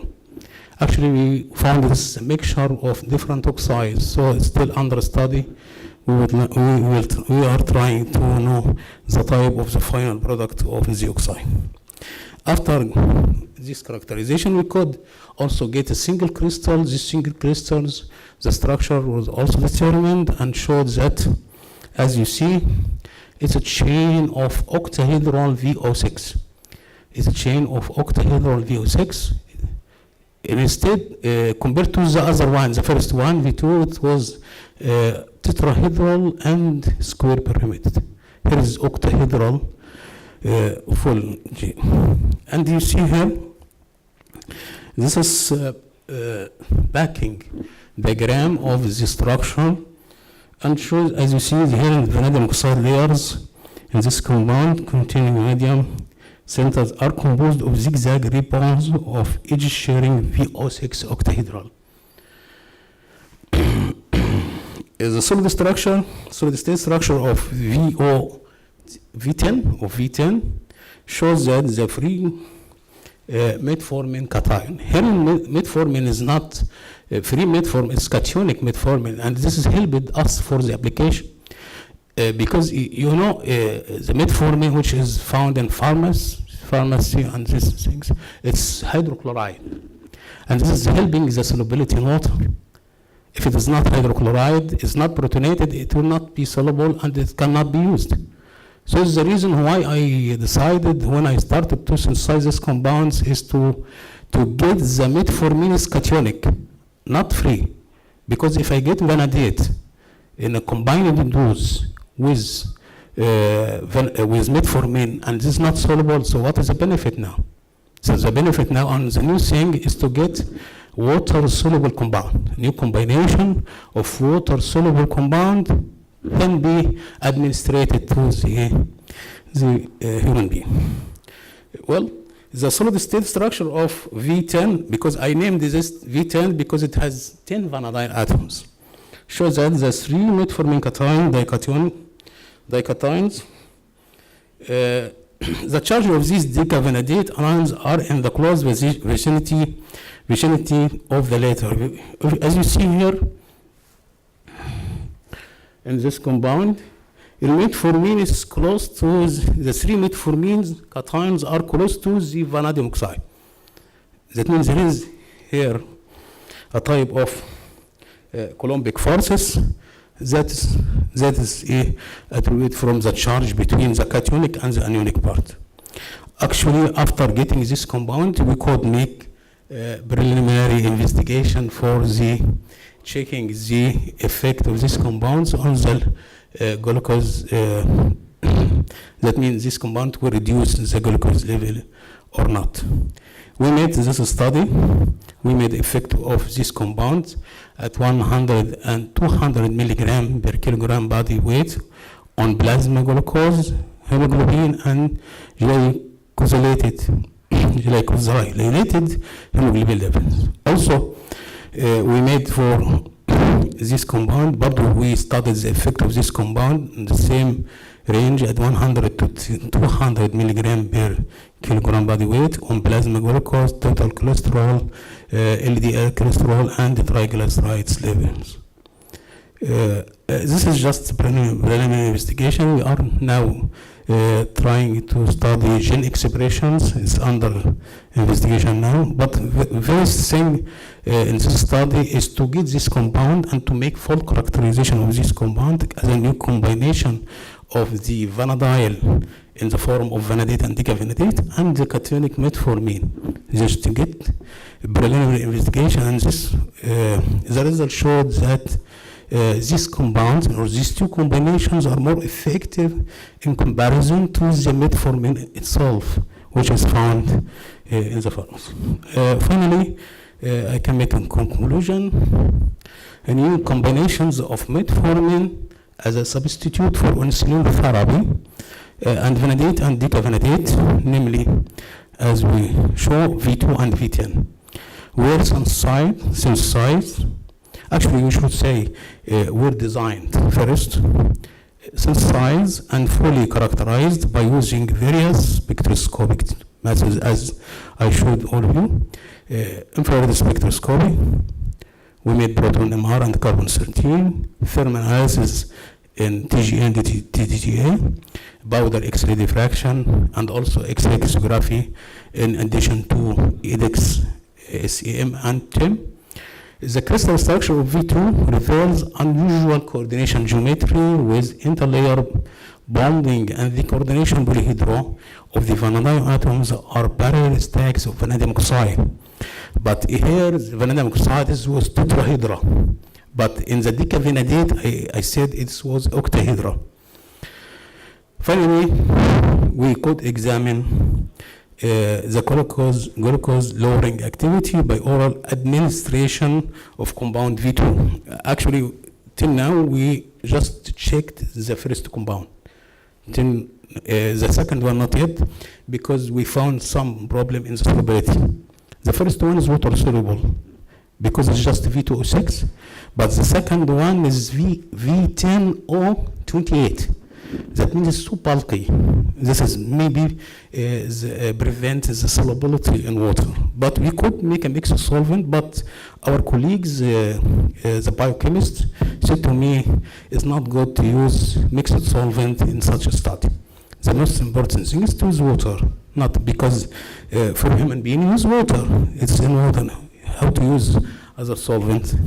But I'm trying now to make intermediate between vanadate and decavanadate. Not only V2O6, ممكن maybe V3O7, V4O9, and so on.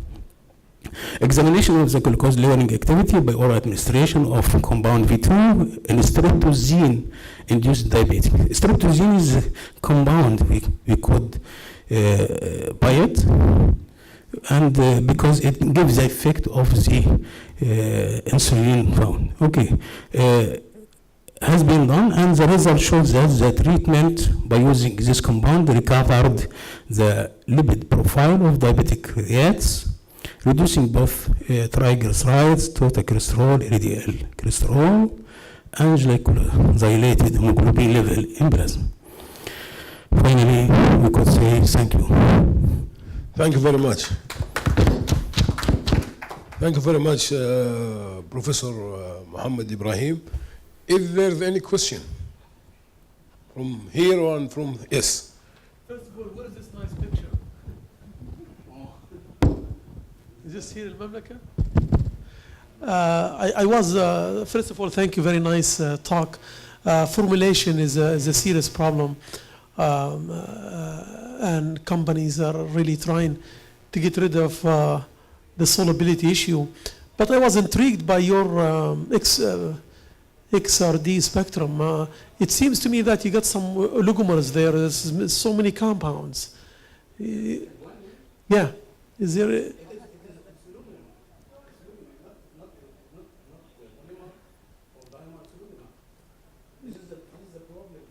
Did you try to do elemental analysis on it or no? Elemental analysis, just to figure out the percentage.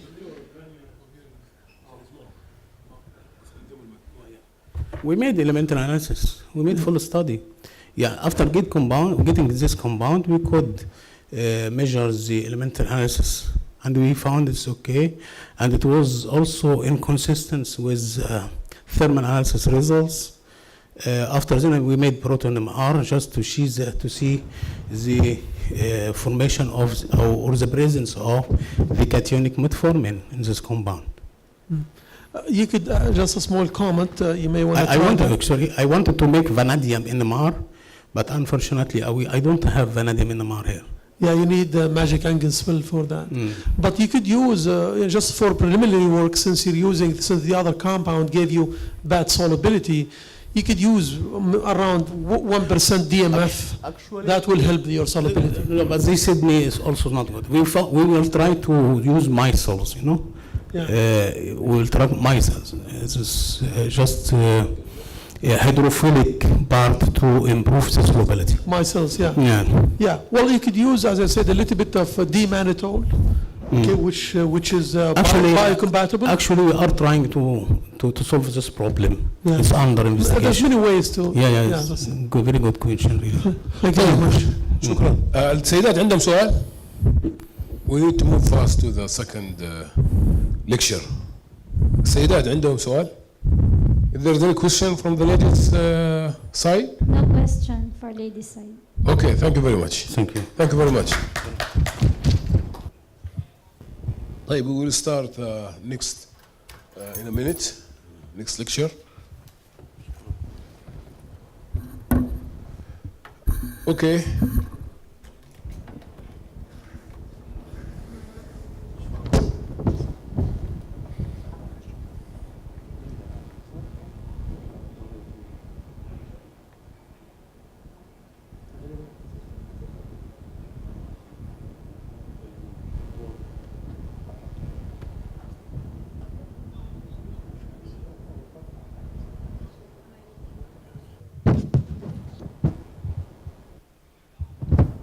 طيب, بسم الله.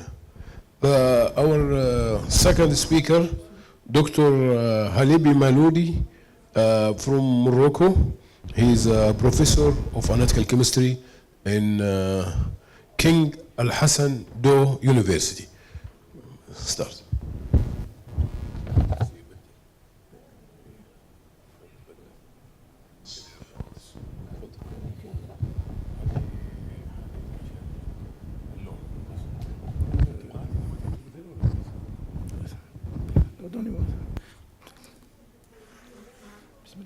بسم الله الرحمن الرحيم.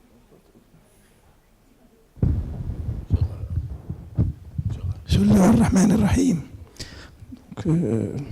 Thank you, Chairman. Thank you for organization committee. Donc, for my communication. For this work of analytical chemistry, entity the synergy phenomenon study relating to interactive agent adopted for oriented extraction process of paracetamol compound through supported liquid membranes.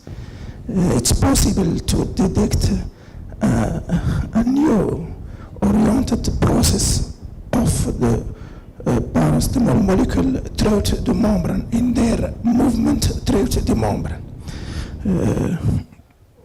For this communication, the continence, its principle and various membrane type, kinetic and thermodynamic models, preparation of supported liquid membranes and extractive agents, mechanism, result, and conclusion. For this communication, several experiences are conducted to facilitate extraction of this substrate through supported liquid membranes. The phenomenon is three possibilities. Fast extraction. The membrane is a barrier between two regions. Fast extraction, slow extraction, but barrier, not extraction for substrate 3. Donc, the separation, these membranes used to separation, purification of mixture or recovery of compound or operation. Possible solution, selective extraction of a membrane requires a molecular reconnaissance by an extractive agent.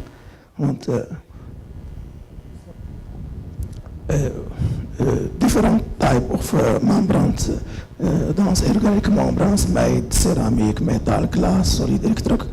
But for our work, you use different organic membranes like supported liquid membranes, polymer inclusion membranes, graphite polymer membranes, or functional polymer membranes. Membranes, it's a pure polymer support with an extractive agent grafted on this support.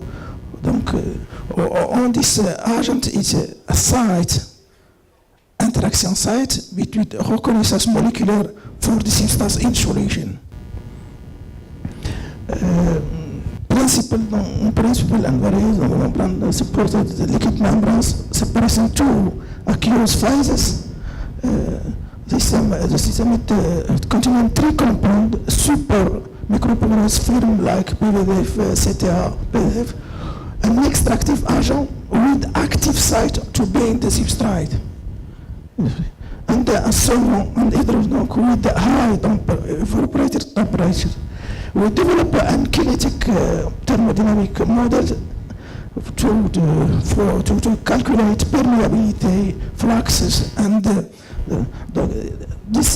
kinetic models based on the fixed force rise, and we develop this and from equation 5, the function, the equation show that after induction period, the function n versus the time it's abstract with the slopes to calculate the permeability. The permeability it's slopes versus volume versus thickness of support by the area of the membrane, and the initial flux is permeability, like say they indicate both equations. But the thermodynamic models, it bases on the law of mass action, equation 8, and the two equation, the equation 92 equation of fixed equation. And we developed this equation, and to obtain the force equation indicate that the versus of flux versus concentration permit to calculate the parameter association constant and the apparent diffusion coefficient of the substance through the membrane. It's possible from this mechanism, this model, to calculate this important parameter. That's a microscopic parameter. It indicates the real mechanism of the diffusion of the substance through the membrane. It's possible to explain this. The movement, the nature of the movement of the substrate through the membrane. To preparation of membrane, two important steps. The application of the polymeric support by the solution, organic solution containing the extractive agent, like methyl collage, like the, and the support and ambient support by the solvent, and you obtain the membrane SLM. And the second step, important step, it's the conditional of this membrane. Why conditional? To remove the induction time. Induction time is high, 4 or 5 hours before the extraction. To remove this induction time, it's necessary to condition the membranes between two solutions of pure waters to 20 hours before they start the experience. But in the feed compartment, you introduce the substrate solution of substrate, and in the receiving component, receiving phases, the water, the pure water. You choose two extractive agents, methyl cholate and resorcinine. The methyl cholate with an hydrophobic trial sites, position 3712 for recognition of substrate. But the resonance extractive agent with the 4 dual wash groups with constitute the active sites to binding with the substrate. For this extractive agent, you prepare each membrane and two membranes containing the two in solution containing two extractive agents in the membranes. The substrates, the structure of the substrates indicates several possible interaction sites, monodendrite, bidendrite, or tridendrite. Donc it's a molecule, paracetamol molecule structure. The mechanism, possible mechanism of extraction, the facility extraction, passive extraction, also substrates, diffuse through the membrane, and the second mechanism of the substrates prevented by extractive agent and migrate through the membrane, and the extractive agent cycle and many operation, it's facilitates extraction. In this mechanism, the substrates and the extracts are moved in organic solution. This curve shows that the kinetic model is verified, and you obtain the structure line, and from the slopes you calculate the macroscopic parameter for the membranes, versus the acidity of the medium, the permeability and the fluxes for each membranes. You show that the membranes with methyl cholate is more performance than the membrane with the resorcinase, and the value of the permeability than higher than the second membrane at same acidity pH 3. This histogram shows the variation of this parameter and the good permeability of the membrane with the methyl cholate than the membrane with the resorcinase. Thermodynamic model is verified, and we obtain the struct line, and from slopes and we calculate the association constant between the substrate and the extractive agent and the apparent diffusion coefficient for this substrate throughout each membranes.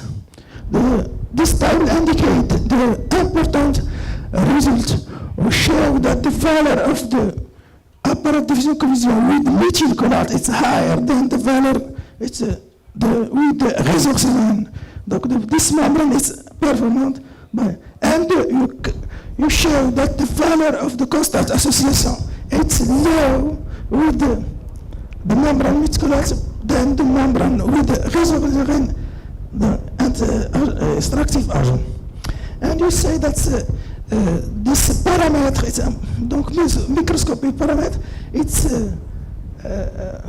very inversely. While the stability is high, the diffusion is low, and inversely. Because they indicate that inversibility. Donc, with this evolution of this parameter association constant and apparent diffusion coefficient of this substrate through each membranes. And the performance is at the membrane is performed at pH 3. In this table, we indicate at the same acidity the parameter of the extraction of the substrate by the membrane containing the two extractive agents, methylcolate and resorcerin. And observe that the result is near the result of the membrane with the colate dimethyl than the membrane, or the counterpart, the membrane with the resorcerin. This phenomenon, the variation you show in with the two extractive agents, the result is near the result with the membrane with the methylcolate. It's important result though. It's explained by this result. We show that the value for the membrane with the two extractive agents is near the value of association. It's near the constant association constant with the membrane with the colate methyl than the membrane with the resorcerin. This phenomenon is probably not a synergic phenomenon. It's probably a preference phenomenon of the molecule, paracetamol molecule, to binding to react to throat with the membrane by colate methyl than resorcerin. This explains the overall optimal for this parameter indicate that plasma substance molecule organize themselves to associate preferably with the extractive agent methylcolate in order to make the best movement through the membrane, but not with the membrane, but not with the resorcerin agent. It's not a synergic phenomenon, but it's a preference. So the molecule organize themselves to react to bind with the methylcolate than with the resorcerin in the membrane. The concentration for this agent in membrane is same concentration. It's same concentration for two extractive agents, but the molecule of the substrate react with the methylcolate than resorcerin. This phenomenon is you show look this phenomenon in the animals. For example, for bird in sky. Why the bird in sky? The perfect movement, and the fish in the sea. It's possible that molecule in this medium organize themselves to predict the best movement throughout the membrane. But it's an experience, an approach would indicate the probable existence of interactive resonance field specific to particular substrate. We observe this phenomenon by way you put in the feed phases two substrates, two different substrates, and the migration through the same membrane, it's different when the substrate, only substrate, but with two substrates, the low substrate effect the same movement like high substrate. And it's changing its interaction site to execute the best movement. That I think that it's not a synergic phenomenon. It's a preference phenomenon to this molecule, because the organic the compound in the existence of interactive resonance field. We show that phenomenon, but because the for this process, the energy is low. The energy, it requires the low quantity of the energy. My group as a professor and my student, my peer student, but another student in this group. Donc, thank you for your attention. Excuse for my language.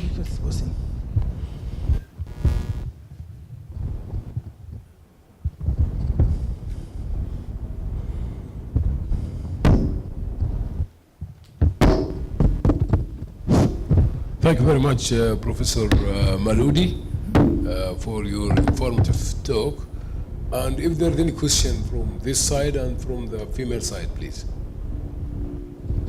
Okay, we have a question from here. Thank you, Doctor. Very nice talk. I was very intrigued by the interaction.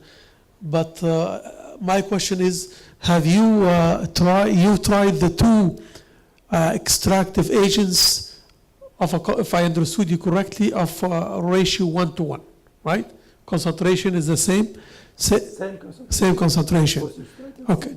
Have you tried to do different concentration of the two extractive? So you go from high to low, and then it becomes low to high, because that will give you an indication whether this is an affinity, give you some indication whether it's an affinity or maybe synergistic effect. I think it's almost clear, in my opinion, it's an affinity issue.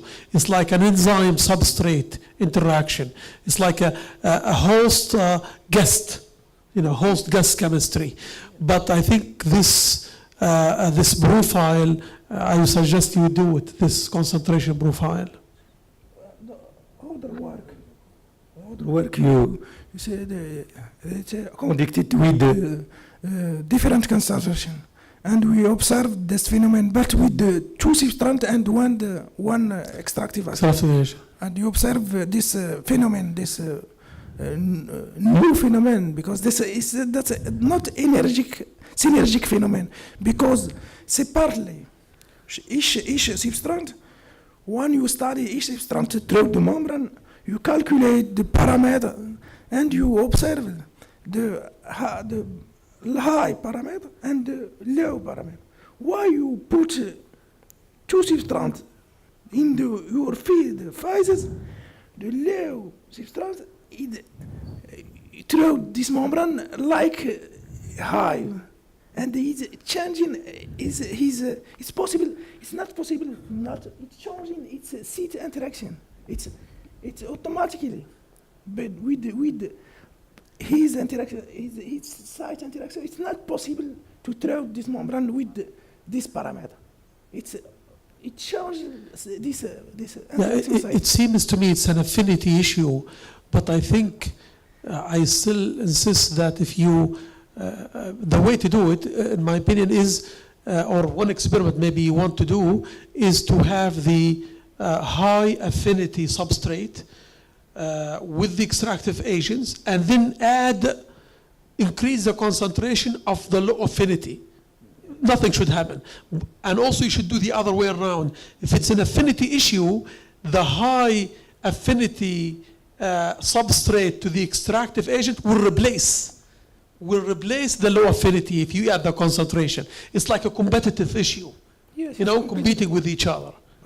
But the molecule of the substrate with the low parameter, with low apparent diffusion coefficient, it's rejoined. It's in mixture. It's changed this movement and across the membrane. It's changing that. For changing this movement, it's necessary changing its interaction site. That's why changing interaction site in the mixture, but not only. Did you do activation energy measurement? Measurement? Activity energy, it's far. It's a low activity energy. Low. Low. Which means high affinity. We observe this phenomenon with low energy and not with activity energy. Why the high activity? You will not observe this phenomenon. But this experience, why you start versus the temperature, it calculated the low activity energy. It's possible to observe this phenomenon. Okay, ladies side, do you have any question before we can conclude? Any We question? don't have any question. Okay, thank you very much. Thank you very much, Professor Malou. Thank you.